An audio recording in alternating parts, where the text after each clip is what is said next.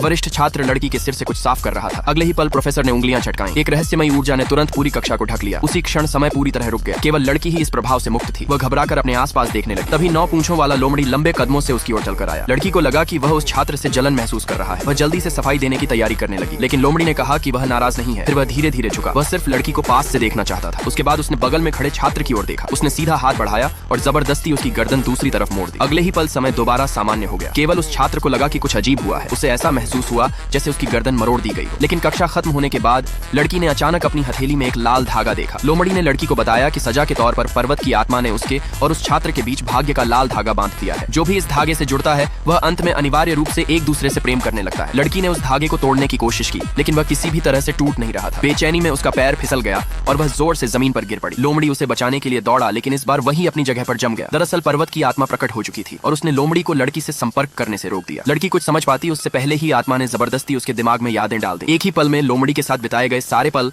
उस छात्र के साथ बिताए गए पलों में बदल गए। उसी समय लोमड़ी ने अपनी पूरी शक्ति का इस्तेमाल करके बंधन तोड़ दिए और बेहोश पड़ी लड़की की ओर दौड़ा। लेकिन आत्मा ने उसे शांत रहने को कहा और बताया कि यह लड़की के लिए सिर्फ एक सपना है। साथ ही उसी जगह उसने लोमड़ी को चेतावनी दी कि वह भाग्य को चुनौती न दे। उस रात लोमड़ी चुपचाप लड़की के पास आया। उसके चेहरे पर पहली बार डर साफ दिखाई दे रहा था। उसे डर था कि कहीं कोई उसे उससे छीन न ले। लड़की ने उससे कहा कि वह शांत रहे, लेकिन वह यह नहीं देख पाई कि लोमड़ी उस लाल धागे को कितनी मजबूती से पकड़े हुए था। लेकिन यह सब व्यर्थ था।